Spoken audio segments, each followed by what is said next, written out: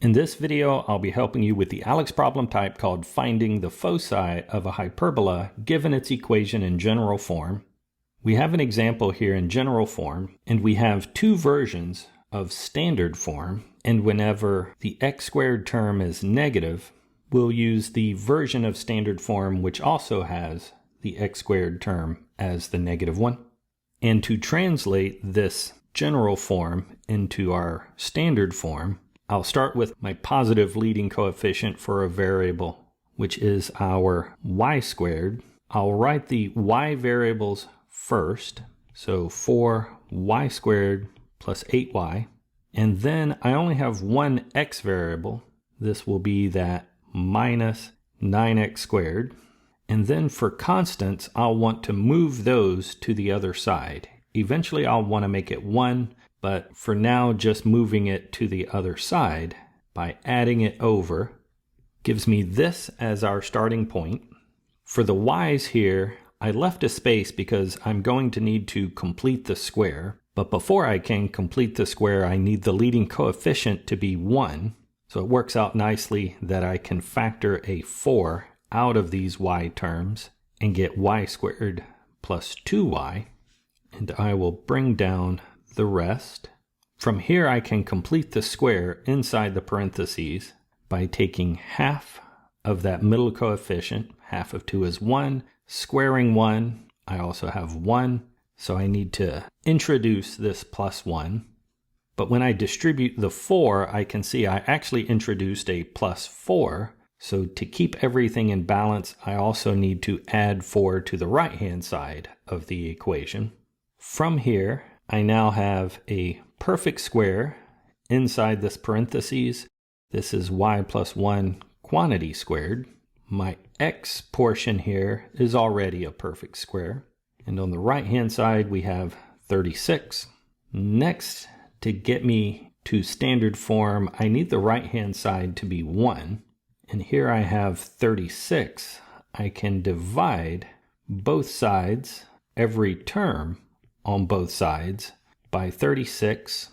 On the right-hand side, 4 goes into 36 9 times. So I have a 9 in the denominator.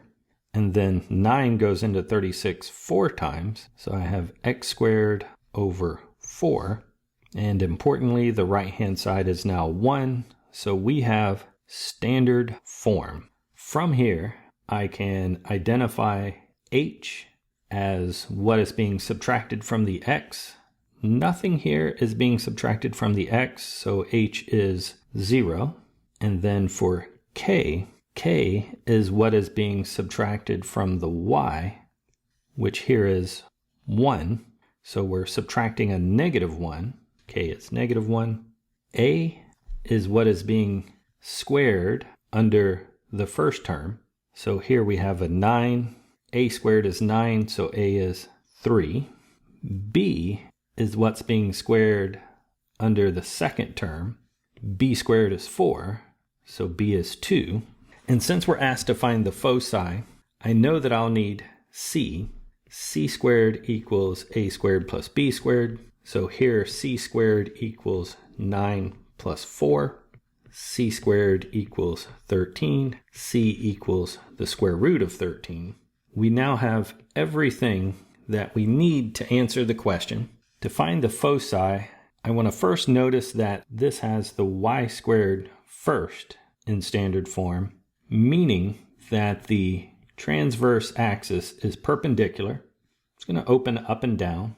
But since it's perpendicular, I know my center will be on that line, and the foci that we are looking for will be above and below the center. The center is HK. Our H is 0 and our K is negative 1. So this is the coordinate 0, negative 1. And knowing that this is vertical, I now know that I'll have to add and subtract C from the Y value in order to get the coordinates of the foci. Recalling that C is the square root of 13, this upper foci will be at the point 0 because it has the same x value as the center, but I would add 13 to the negative 1. And then the lower foci will be the same except subtracting the square root of 13 from that y value. We have found both of our foci.